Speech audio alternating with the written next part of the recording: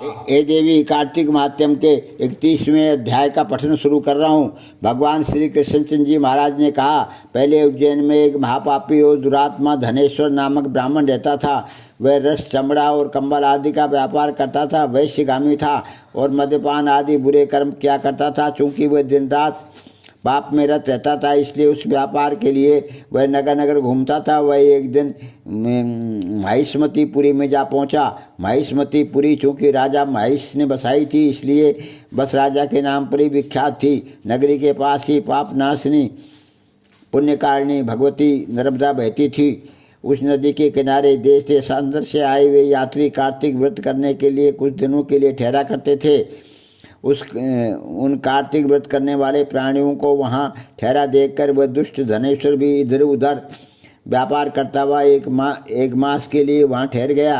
अपने माल को बेचता हुआ वह नर्मदा नदी के तट पर घूमता हुआ ब्राह्मणों को देव पूजा में अक्सर लगा हुआ वह देखता कि कोई तो पुराण पढ़ रहा है और कोई सुन रहा है, कोई भगवत कीर्तन कर रहा है, कोई भजन सुन रहा है, कोई ध्यान में लीन है और कोई तुलसी की माला धारण किए हुए है। बस इसी तरह वह भगवत भक्तों के बीच में रहा और वैष्णव के दर्शन करता रहा, उनको स्पर्श करता रहा, उनसे वार्तालाप करता रहा और भगवान विष्णु के नाम स्मरण के पुण्य का अर्जित करता रहा।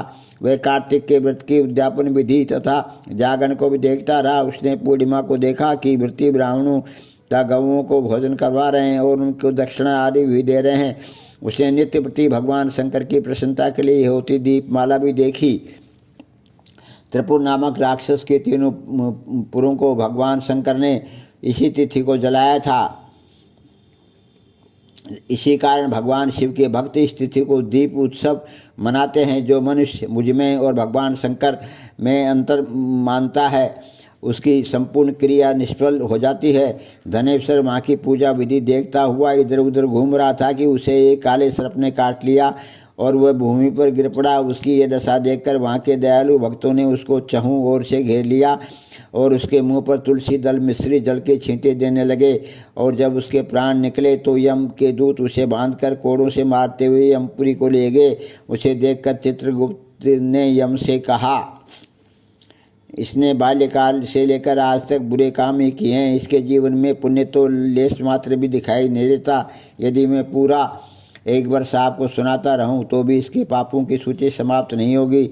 यह महापापी है, अतः इसको एक कल्प एक घोर नरक में डालना चाहिए। चित्रगुप्त की बात सुनकर यमराज ने बड़े क्रोध में भरकर उसको अपना काल नेम के समान भयंकर रूप दिखाते हुए अपने अनुचरों को आज्ञा दी। उसने कहा, हे प्रेत सेनापतियों, इस दुष्ट मूर्ति को मुगदरों से मारते हुए कुंभी पार्क नरक में फेंक दो। भगवान श्री कृष्णचंद्र जी महाराज ने कहा। यह सुनकर प्रेत सेनापति ने मुगदरों से उसका सिर तोड़ते हुए कुंभी पार्क नरक में ले जाकर खोलते हुए तेल की कढ़ाई में छोड़ दिया। प्रेत सेनापतियों ने जो ही उसे तेल की कढ़ाई में फेंका, त्यों ही लपलपाती हुई आग अपने आप ठंडी हो गई। जैसे कि प्रहलाद को अग्नि में डालने से वह अग्नि ठंडी हो गई थी। ये विचित्र घटना देखकर प्रेत सेनापतियों ने यमराज के पास जाकर सारा वृत्तांत कहा। यमराज भी सारा हाल सुनकर आश्चर्यचकित हो रह गए और धनेश्वर को अपने पास बुलाकर स्थिति पर विचार करने लगे। उसी समय नारायण नारायण का कीर्तन करते हुए देवर्षि नारद भी वहाँ पहुँचे और यमराज से कहने लगे, हे अरुण नंदन यमराज, ये ब्राह्मण नरक में डाले जाने के योग्य नहीं है, क्योंकि इसने अंत समय में कुछ शुभ कर्म किए हैं जो कि नरक यातना को कष्ट नष्ट करने वाले हैं।